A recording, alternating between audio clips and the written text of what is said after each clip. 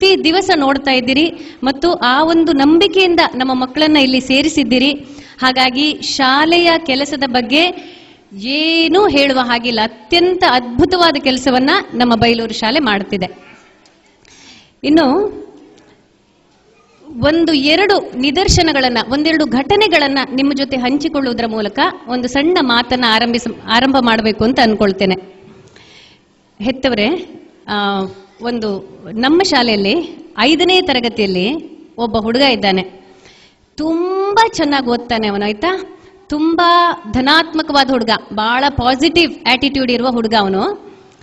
ನನಗಿವತ್ತೂ ನೆನಪಿದೆ, ಅವನ ತಾಯಿ, ಅವರು ಒಂದು ತರಗತಿಗೆ ಕೂಡ ಹೋದವರಲ್ಲ, ಅವರು ವಿದ್ಯೆ ಕಲಿತವರಲ್ಲ, ಅವರು ಶಾಲೆಗೆ ಹೋದವರಲ್ಲ. ಅವರು ಅವನನ್ನು ಅಡ್ಮಿಷನ್ ಮಾಡಲಿಕ್ಕೆ ಬರುವಾಗ, ನಿಮಗೆ ಗೊತ್ತಿದೆ ನಮ್ಮ ಆಂಗ್ಲ ಮಾಧ್ಯಮ ಶಾಲೆಗಳಲ್ಲಿ ಇವತ್ತು ಅಡ್ಮಿಷನ್ ಪ್ರಾಸೆಸ್, ಈ ದಾಖಲಾತಿ ಅನ್ನೋದು ಯಾವ ರೀತಿಯಲ್ಲಿ ನಡೀತದೆ ಅನ್ನೋದನ್ನ ನೀವು ಬಹಳಷ್ಟು ಕೇಳ್ಕೊಂಡೆಲ್ಲ ತಿಳ್ಕೊಂಡವರು ಅಲ್ವಾ.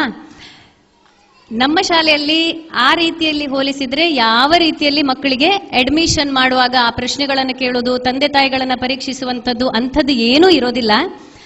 5 ವರ್ಷಗಳ ಹಿಂದೆ ಈ ತಾಯಿ ತನ್ನ ಮಗನನ್ನ ನಮ್ಮ ಶಾಲೆಗೆ ಅಡ್ಮಿಷನ್ ಮಾಡಬೇಕು ಅಂತ ಕರ್ಕೊಂಡು ಬಂದ್ರು. ಆಗ ನಾನು ಏನಾದ್ರೂ ಒಂದು ಕೇಳಬೇಕಲ್ಲ, ನನಗೆ ABCD ಬರುತ್ತಾ, ಇನ್ನೊಂದು ಬರುತ್ತಾ, ಹಾಡಿ ತೋರಿಸು, ಕುಣಿದು ತೋರಿಸು, ರೈಮ್ ಹೇಳಿಸು, ಇಂಥದೆಲ್ಲ ನಾವು ಮಾಡೋಲ್ಲ. ಆದ್ರೆ ಸಹಜವಾಗಿ ಒಂದೇನೋ ಕೇಳಬೇಕು ಅಲ್ಲ ಅನ್ನೋ ಕಾರಣಕ್ಕೆ ನಾನೊಂದು ಬಣ್ಣದ ಸೀರೆಯನ್ನು ಉಟ್ಕೊಂಡಿದ್ದೆ ಅವತ್ತು. ಇದು ಯಾವ ಬಣ್ಣ ಮರಿ ಅಂತ ಕೇಳಿದೆ ಅವನಿಗೆ, ಇಷ್ಟೇ. 6 ವರ್ಷದ ಹುಡುಗ. ಅವ್ರ ತಾಯಿ ಬಹಳ ಸಂಕೋಚದಿಂದ ಕೂತ್ಕೊಂಡು, ಅವರು ಕೆರಾಡಿ ಬದಿಯ ತುಂಬಾ ಇಂಟೀರಿಯರ್ ಪ್ಲೇಸಿನ ಒಬ್ಬ ಹೆಂಗಸಾಗಿದ್ರು. ಅವರು ಬಹಳ ಹಿಡಿಯಾಗಿ ಕೂತ್ಕೊಂಡಿದ್ರು. ಕಡೆಗೆ ನಾನು ಮಗುವಿನಲ್ಲಿ ಈ ಪ್ರಶ್ನೆ ಕೇಳಿದಾಗ ಅವನು ಸ್ವಲ್ಪ ಪೇಟೆ ಕಡೆಗೆ ಫಸ್ಟ್ ಬಂದದ್ದಲ್ಲ, ಒಂದು ಸ್ವಲ್ಪ ಡಲ್ ಆದವ. ಪಟ್ ಅಂತ ಹೇಳಿ ನಮ್ಮ ಇಲ್ಲಿನ ಮಕ್ಕಳ ಹಾಗೆ ಅರುಳು ಹುರಿದ ಹಾಗೆ ರಪ್ ಅಂತ ಉತ್ತರ ಕೊಡ್ಲಿಲ್ಲ ಅವನು. ನನಗೂ ಅದೇನೋ ಅವನಿಂದ ದೊಡ್ಡ ಉತ್ತರವನ್ನು ಕೂಡ ನಾನು ಅಪೇಕ್ಷೆ ಪಡ್ತಿರ್ಲಿಲ್ಲ. ಕಡೆಗೆ ನಾನಿನ್ನು ಹೇಳಬೇಕು ಅಂತ ಹೊರಡುವಾಗ ಆ ಅಮ್ಮ ಹೇಳಿದ್ರು ನನ್ನ ಹತ್ರ, ತಡೀನಿ ಅಮ್ಮ, ಅವ ಹೇಳ್ತಾ ಅಂತ ಹೇಳಕ್ ಶುರು ಮಾಡಿದ್ರು. ನಾನು ಸುಮ್ಮನಿದ್ದೆ, ನೋಡೋಣ ಏನ್ ಹೇಳ್ತಾನಂತ. ಆಗ ನಮ್ಮಮ್ಮ ಅವರು ಆ ಹೆಂಗಸು ಪರಿಸ್ಥಿತಿಯನ್ನ ಪಕ್ಕಂತ ಕೈಗೆ ತಗೊಂಡು, ಹೇಳು ಮಗ, ನಿಂಗೆ ಗೊತ್ತಿತ್ತಲ್ಲೇ ಮಗ, ಹೇಳು ಮಗ ಅಂತ ಹೇಳಕ್ ಶುರು ಮಾಡಿದ್ರು. ಸ್ವಲ್ಪ ಇವನು ಚೂರು ಬ್ರೈಟ್ ಆದವ, ಅಂದ್ರೆ ಸ್ವಲ್ಪ ಡಲ್ ಇದ್ದಿದ್ದಲ್ಲ, ಚೂರು ಎತ್ತರಕೊಂಡವ. ಕಡೆಗೆ ಮತ್ತೆ ಅವರು ಹೇಳಿದ್ರು, ನನಗೆ ಈಗ ನಮಗದನ್ನ ಕೇಳಿದ್ರೆ ನಗು ಬರಬಹುದು, ಆದ್ರೆ ಎಷ್ಟು ಚಂದ ಮಾಡಿ ಆ ಮಗುವನ್ನ ಅವರು ಒಂದು ಪ್ರೇರೇಪಣೆ ಮಾಡಿದ್ರು ಅಂದ್ರೆ, ಹೇಳ ಮಗ, ನಮ್ಮನೆಗೊಂದು ಐಡಿ ಇತ್ತು ಕಣ ಮಗ, ಅದ್ರ ಬಣ್ಣ ಅಲ್ಲ ಮಗ, ಹೇಳ ಮಗ ಅಂತೇಳಿ ಹೇಳಿದ್ರು. ಅವನು ಮತ್ತೊಂಚೂರು ಕಣ್ಣೆಲ್ಲ ಬಿಟ್ಕೊಂಡು ಆಲೋಚನೆ ಮಾಡಿ ಶುರು ಮಾಡಿದೆ. ಸುಮಾರು ಐಡಿ ಇತ್ತಿರ್ಬೇಕು, ನನಗೂ ಗೊತ್ತಿಲ್ಲ ಅದು.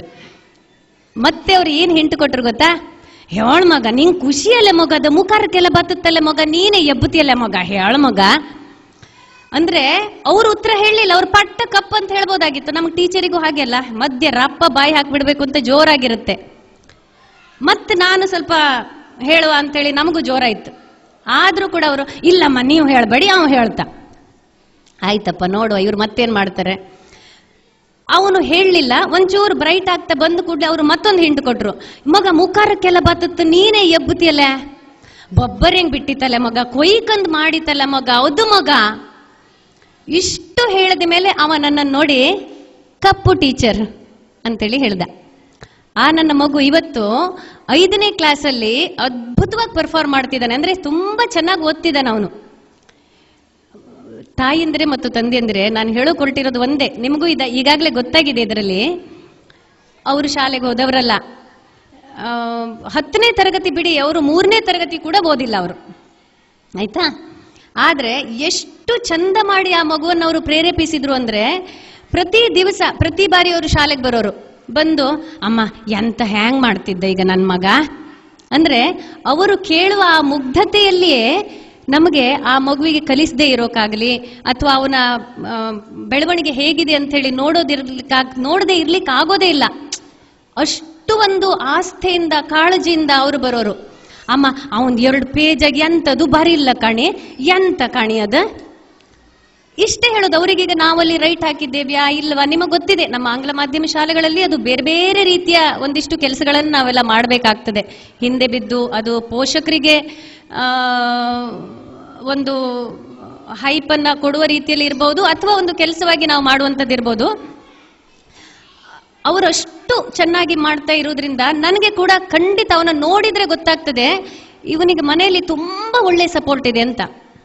ಅಷ್ಟೇ ಪೋಷಕರೇ. ಅಂದ್ರೆ ನಾವು ಓದಿರುವ ವಿದ್ಯೆ ಇರಬಹುದು, ಕೆಲವರಿಗೆ ಇರ್ತದೆ ಅವ ಟೀಚರ್ ಮಗ ಒಳ್ಳೆ ಮಾಡಿ ಮಾಡ್ತಾವ, ಹುಷಾರಿದ್ದವ, ಅವ ಮಾಸ್ಟರ್ ಮಗ, ಅಥವಾ ಅವನ ಅಮ್ಮ ಓದಿರ ನಾನು ಓದ್ಲಿಲ್ಲ, ಏನು ಕೆಲಸ ಮಾಡೋದಿಲ್ಲ. ಅದು ನಾವು ಅವರಿಗೆ ಮನೆಯಲ್ಲಿ ಒಂದು ರೀತಿಯಲ್ಲಿ ಪ್ರೇರೇಪಣೆ ಮಾಡ್ತೀವಲ್ಲ, ಏನೇ ಇರಲಿ ಒಂದು ಸಣ್ಣ ವಿಚಾರ. ಕೆಲವೊಮ್ಮೆ ಏನಾಗ್ತದೆ, ಒಂದು ಗ್ಲಾಸ್ ತಗೊಂಡ್ ಬಾ ಅಂತ ಹೇಳ್ತೇವೆ, ಸೈಕಲ್ ತಗೊಂಡು ಹೋಗು ಅಂತ ಹೇಳ್ತೇವೆ. ಗ್ಲಾಸ್ ತಗೊಂಡು ಬರುವಾಗ್ಲೇ ಬೀಳತ್ ಬೀಳತ್ ಬೀಳತ್ ಬೀಳತ್ ಮರೆಯ ಅಂದ್ರೂ ಕೂಡ ಅದು ಬಿದ್ದೇ ಬಿಡುತ್ತದು ಅಲ್ವಾ.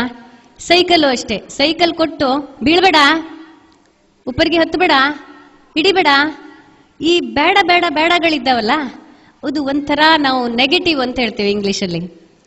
ಅದು ಒಂಥರ ನಂಗೆ ಆಗುದಿಲ್ವೇನೋ, ಬೀಳುತ್ತೇನೋ, ನಾ ಬೀಳುತ್ತೇನೋ ಅನ್ನೋ ಒಂದು ಮನೋಭಾವವನ್ನು ನಮ್ಮ ಮಕ್ಕಳಲ್ಲಿ ಕೊಡುತ್ತೆ ಅಲ್ವಾ. ನಮಗಾದ್ರೂ ಹಾಗೆ ಅಲ್ಲ ಅದು.